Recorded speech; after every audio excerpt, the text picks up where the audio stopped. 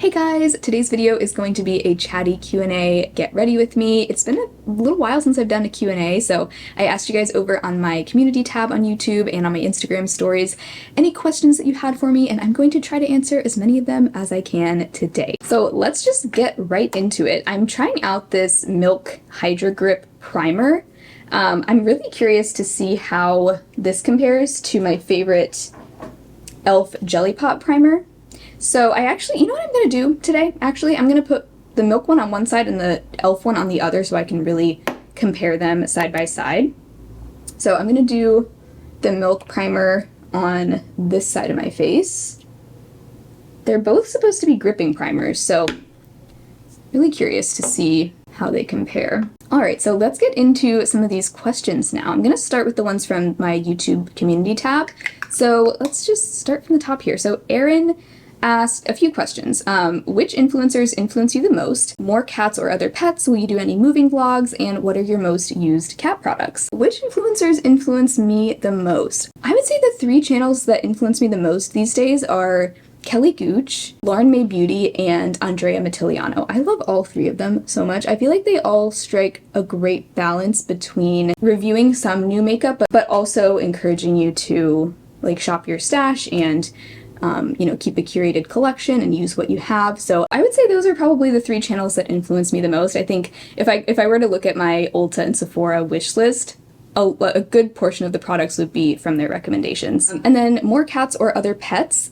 We don't have any plans to adopt any more pets anytime soon. I think right now for us, 3 cats is the maximum number of cats or pets that we could responsibly take care of. But if we ever do have more space, I certainly wouldn't be opposed to getting a 4th cat, maybe even a little brother for our 3 girl kitties, because I've never had a boy cat before. And then later on, like down the road, we also really want to have chickens. Like if we ever do have our own land or like our own yard, we would love to have a chicken coop. That is like one of my biggest life goals right now. The next question was, will you be doing any moving vlogs? I do plan to have at least one moving vlog on my channel, and then I will also have a bonus moving vlog up for my patrons and channel members towards the end of this month. So last year, since we were moving like cross country, I think it was like a 3-part moving vlog series. But this time, since it's not, we're not moving cross country, so it's not quite as complicated of a move. So I don't think I will have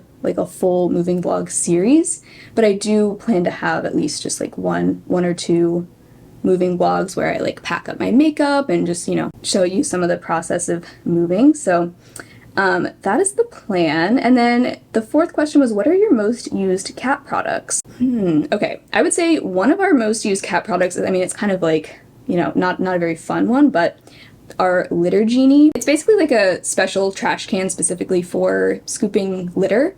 So you can scoop the waste into the basket, and there's like a what would you call it? There's like a slat that closes, and it keeps everything, like it keeps the bag completely sealed off, so there's no odor. And that way you also don't have to take out the trash every single time you scoop the box. You can just keep it in this trash can. Once it fills up, then you replace the bag. So definitely our litter genie. I love that thing. It's such a game changer. One of our favorite toys, or actually Bee's favorite toy, is, I can link it below. It's literally $2 on Chewy, but it is called a cardboard and wire teaser cat toy. But it's basically like a floppy wire that has these twisted up brown paper pieces on it. You sort of, wave it around like you would any sort of like feather toy, but because it has a wire, it bounces and kind of mimics the experience of chasing a bug or like a fly. And Bee goes absolutely nuts for this toy. Every single morning she yells at me to play with her with this toy. Like she will just sit in the living room meowing at me full volume until I come in there and play with her. So by the way, I'm using the ColourPop Sweet as Can Be palette, the Winnie the Pooh palette that I recently bought. I've been loving this. I think I might also use maybe one of my 2 flower palettes, either Jungle Lights or Desert Lights. I haven't decided yet, but I'm doing my eye makeup before my face makeup today. The 3rd and final cat product I will mention that has come in handy for us so many times is an automatic feeder, but it's not the kind of automatic feeder that only dispenses dry food. This one you can also use for wet food. And the cool thing about it is it has like an ice pack that you can put underneath, so it keeps the wet food fresh for, you know, many more hours than if you were to just leave it out. And it has like a lid that closes. There are 2 compartments, and you can set a timer. They're actually, each compartment has its own timer. So you could set one timer to open up in 4 hours and then another one to open up in 8 hours.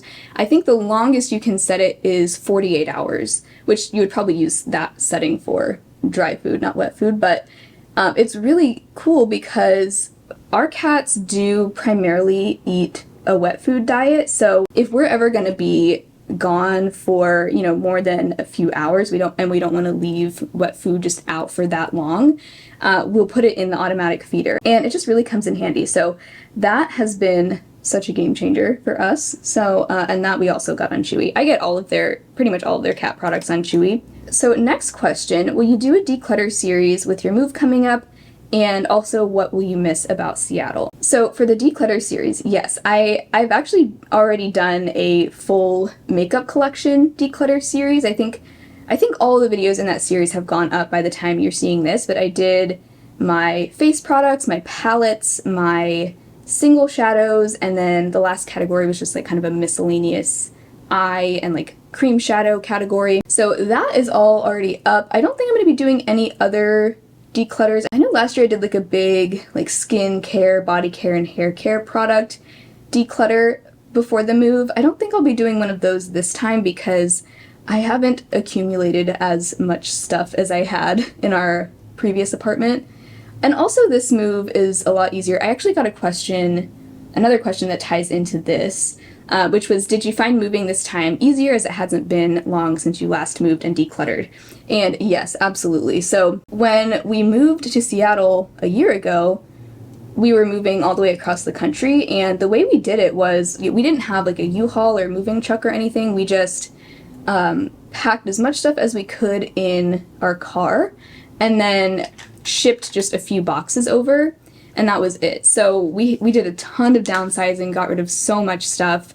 And ever since we've moved here, we really haven't accumulated a whole lot of new stuff. We've really tried to keep things as minimal as possible. Fortunately for this move, we really haven't had to get rid of a whole lot of stuff, just because we already did that like just 1 year ago. And also our Seattle apartment is pretty small. I think it's around 700 square feet. So we just haven't, we don't really have the space to have a lot of stuff, which is nice because it makes moving a lot easier too. So this move feels so much easier than last year's move, just because we're moving within the same state and we're not doing the whole like driving cross country and then flying the cats cross country and all of that. It was a whole process. So this feels so much easier.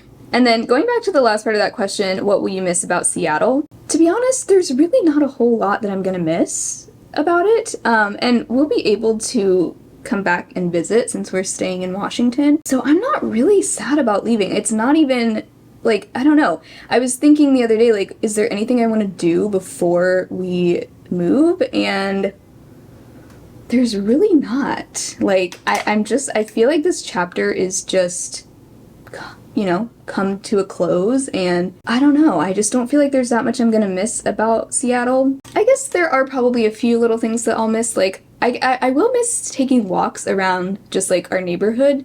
I always enjoyed that, just walking down the different residential streets. I will miss some of the parks, like I will miss Golden Gardens, that's for sure.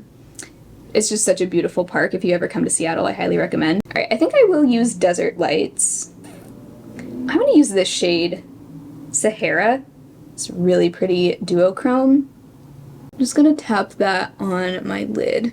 Next question. Martha says, this is totally non-beauty related, but do you miss your high school days, college days, or is adulting where you feel the most at ease? I would definitely say being an adult on my own, I feel the most at ease. Like, I would not go back if I had the choice. Like, I wouldn't go back to my high school or college days. There were aspects of those times that I did enjoy, but overall, I just really prefer the freedom of being on my own, being an adult, just getting to do whatever I want and not have like schoolwork. If there's one thing I miss from high school, it is band, like marching band, just having a musical outlet. I do miss that. I played clarinet in band I was really into it. It was like my entire personality. It was like all I did. So that I would say is what I miss most from high school. And then what I miss most from college is eating at the dining halls, like having a meal plan and just getting to go in and not have to cook for myself and not have to decide what to eat every single day. I would just go in and get food from like a giant buffet style dining hall. That was the life. I did not know what I had at that time, but I miss that. But other than that, I just really like the freedom of being out of school completely. Alright, so most of my eye look is done. I'm going to move on to the face makeup now. Still trying to finish off this ColourPop Pretty Fresh foundation. I'm hoping to have it done before we move out of here, but next, this is a good question. What was the price of your rent in your Seattle apartment, and are you paying less for your new one? So our Seattle rent, I would say we got a really good deal on this apartment. So our rent here was $15.50 a month for our one bedroom. Like I said, it's about 700-ish square feet. I'm filming this in our Seattle apartment, but by the time you're watching this, we've already moved out. But I'm filming right now in this is technically the bedroom of the apartment. This room we ended up using for like the office and Nathan's electronic drum set. Our desks are in here, and we ended up setting up the living room more like a studio apartment. So the living room has our bed and our couch and TV and everything. And that setup actually ended up working really well in this apartment. But I am looking forward to, in our new place, we will have 2 bedrooms. So we'll be able to have a true bedroom for our bed and everything. And then the second bedroom will be like this room, like our office and filming room. The rent in our new place is a lot cheaper, and we have even more space than we have here. So really looking forward to that. But I would say, and I'll go ahead and say too, since we've already moved out by the time you're watching this, I don't mind sharing now like what neighborhood we lived in and everything. So we lived in Ballard in Seattle, which I would say generally is like a 10 to 15 minute drive to downtown depending on traffic. And a lot of the apartments in this neighborhood are pretty expensive. I would say for our size of a 1-bedroom apartment, $15.50 a month was a steal in Ballard. Even though, I mean, yes, it is really expensive, but I think most like equivalent 1-bedrooms in Ballard are generally at least like $1,700 or $1,800, if not even higher than that. So we got pretty lucky. Okay, this question made me laugh. Seattle was a big city. Still, you are not invited to any beauty events. Would you ever consider moving to East Coast, like say New York City, to be in that beauty creator circle? No, I don't think I would ever move to New York City. I think that city is way too expensive for me, and like I have said recently, like I don't really think big city living is really what I'm looking for anymore. But yeah, I don't know. I don't really have a huge desire to go to beauty events. I mean, obviously I would love to meet some fellow creators, but I don't think that would be the reason why I would choose to move somewhere. Alright, so moving over to some of the questions from Instagram now. What was a food you despised when you were a child but now love? Mushrooms. I hated mushrooms as a kid. I think a lot of kids hate mushrooms, understandably, because they are a weird food. Like, they have a weird, like, gummy texture. So yeah, I hated mushrooms as a kid, but at some point I would say around age like 23 or 24, something changed and I just love mushrooms now. Like, I just love the flavor that they add to any dish. I really like any type of mushroom too. I'm not picky. The only thing I don't really like is raw mushrooms. Like, I don't like just raw mushrooms in salads. That I can do without, but like cooked mushrooms, I love. Like, I would say mushrooms are now one of my favorite foods. Oh my god, you guys, I just hit pan in my LYS powder. No way. Wow, that was fast. I've only had this since April, I think. So 2 months. I mean, this is also like the only powder I have right now, so I've been using it every day. But all right. Next question, how is Nathan doing? Thank you for asking. It has now been about a month exactly since he fractured his ankle and his fibula. He had a closed fracture in both his tibia and his fibula, and he's still recovering. He didn't have to get a cast or anything, but he does have a boot that he wears if he has to, go out and stand up, and he has crutches as well. We did find out that he does not need surgery, so that is a huge relief. At first, the doctor wasn't sure, but the doctor seemed very impressed with how like well he's been healing, how quickly he's been healing. He's been like really trying to stay off of that foot as much as possible, but he's getting better every day, you know, improving just a little bit. And it is supposed to take about 6 to 8 weeks for it to heal fully. So at this point it's been about 4, so it's about halfway there-ish. So he's been doing well, and hopefully he'll be back on his feet again soon. Next question is best advice for learning editing or starting. So I would say my biggest piece of advice is to learn the keyboard shortcuts for whatever editing software you're using. So even if you're just using like iMovie or, you know, one of the free programs, there are tons of keyboard shortcuts that will significantly cut down on the amount of time it takes you to edit. And video editing is one of those things where you just kind of learn by doing. So you just have to keep practicing and keep editing videos, and you'll start to learn little tricks here and there, and you'll just get better at it. But yeah, I would say learning keyboard shortcuts has been a game changer for me, and just really like looking up any kind of shortcuts or ways to edit faster, because the thing about editing is it is so tedious and time consuming, especially in the beginning when you're just learning. It takes so long, but once you get the hang of it, you get into kind of a groove and you learn little shortcuts, it gets a lot faster. It's still tedious, but that would be my biggest piece of advice if you're learning editing. And there are tons of YouTube videos just about, you know, how to edit, tips for different editing software. Even like there are some great videos about like things you can do with iMovie, which is the free program that comes with any Apple computer. There's so many cool things you can do with iMovie that makes your editing look a lot more professional. So that's what I would suggest. Just look up tips and shortcuts for editing. Next question. Oh, this is actually very timely because I'm just about to use this product. But this question is, if you can bring back one product or one brand, what is it? If I had the choice between bringing back a product or a brand, I would definitely just pick a brand, and the brand would be ATHR Beauty for sure. They just recently announced that they are closing down. They still are, like their website is still up and you can still find some of their products for like a steep discount. But with all the brands that have closed over the last few years, I would say ATHR is the one that made me the most sad, because I love their products. I feel like they have such special products, especially their highlighter is one of a kind. Actually, these highlighters have also been discontinued for a long time. You might still be able to find certain shades on like random websites, but these highlighters, if I could only pick one product, it would be these, because these are just so stunning. It is rare that a highlighter this sparkly can look this smooth on the skin, but I don't know what they've done with this formula, but they do shimmery things so well. I love so many of their palettes too, and I also loved that all their packaging was recyclable, just made out of paper. I wish more brands would hop on board with that. So yeah, if I could bring back one brand, it would definitely be ATHR Beauty. Ooh, next question. What is a skill you wish you had?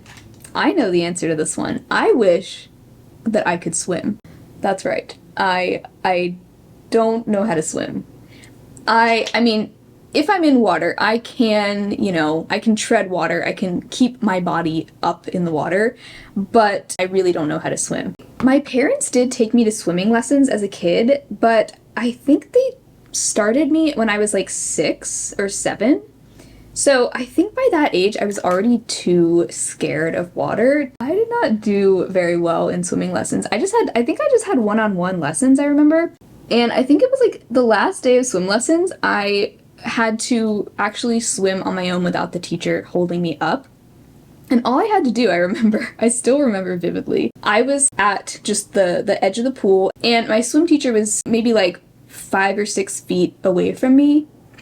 Not far from me at all. But she wanted me to swim from the edge of the pool to her with no help, no flotation device, no, you know, her not holding me up. And I was so scared that I refused to do it. Like, I would not. I was like glued to the wall of the pool, just holding on. I was like, no, you can't make me do that. I'm not doing that. I was so scared I was gonna just sink and drown, which was like, obviously that's not gonna happen. But in my little 6-year-old kid head, I was not going to do it. So, and I think the teacher even was like, okay, let me move up a little, let me move a little closer to you. I still wouldn't do it. Yeah, so I guess I didn't really pass swim lessons. I don't think it was like a pass-fail type of thing. I don't know if I really got much out of swimming lessons, to be honest. To this day, I still technically don't really know how to swim, which is, I'm not proud to say that because I think it's an important survival skill. And I mean, luckily I can, I can doggy paddle or I can, tread water. I can hold myself afloat in the water.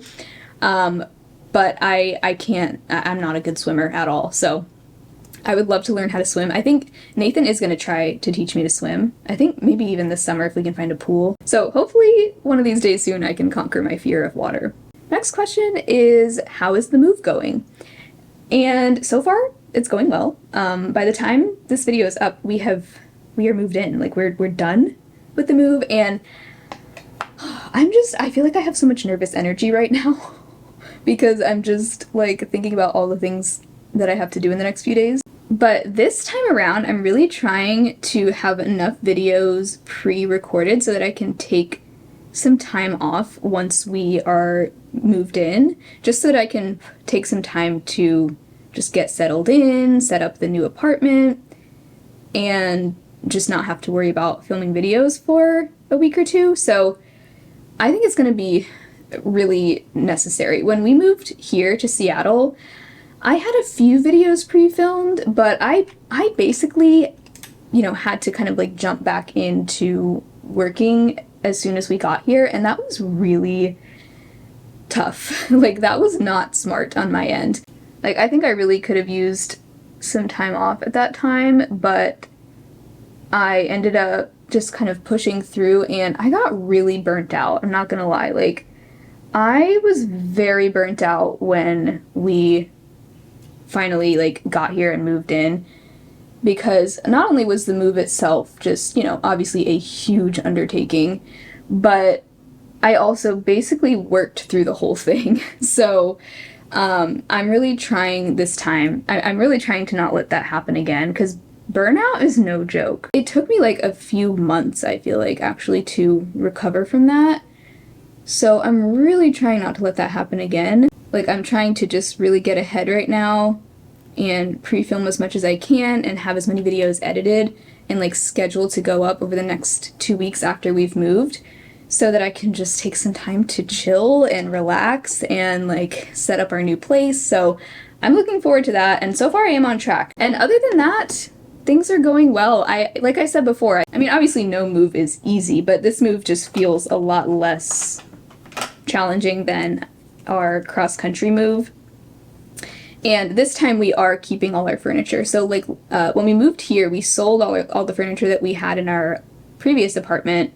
And then once we got here, we just, bought new furniture. I mean, most of the furniture we bought was like, used on Facebook Marketplace and stuff. But we, pretty much had to start over with all our furniture, which just adds a whole other layer to like moving in and getting settled. And I really I just hate feeling unsettled in a place. But this time we're keeping all of our furniture. We're taking it all with us. We're just, we're renting a U-Haul. Once we get to our new place, we'll have all our furniture. We'll be able to have a place to sleep and a place to sit and all that stuff. So I think that alone makes this move feel a lot less stressful. I'm excited because today I'm opening a new mascara. Yesterday I retired my Tarte Maneater mascara, and the other day I did a poll on Instagram asking which of my 2 unopened mascaras I should open next, and the Milk Kush mascara is the one that won the poll. The other is the Ciate Triple Shot XXL mascara, so that will be the one I open after this one. So we're gonna try out the Milk Kush mascara for the first time. I don't even know what the brush looks like. Ooh, okay. So pretty standard brush. I like that it's not too gigantic. I mean, it's pretty big, but it's not as big as some. Let's just see. Usually the first time you use a mascara, it's really not a good representation of how that mascara is going to work long term, because a lot of times mascaras take a couple weeks to really reach their sweet spot, but let's just see. Yeah, this is looking very subtle, but I think that's because it's like the first time I'm using it. That's usually the case for me. Like, most of the time, the first time I use a mascara, it's very underwhelming. It smells good. It kind of smells like a granola bar. Alright, actually, now that I've done about 2 full coats, I would say it's looking pretty nice. Definitely giving my lashes some good length. All right, so for my lip combo, I'm just gonna do my Project Pan lip combo, my Mented lip pencil in Peach, and my Burt's Bees gloss lip crayon in Santorini Sunrise. All right, well, I think that concludes this makeup look and this Q&A. Thank you guys so much for hanging out today and for submitting your questions. I hope you all have an amazing rest of your day, and hopefully I will talk to you again very soon in my next video. Bye!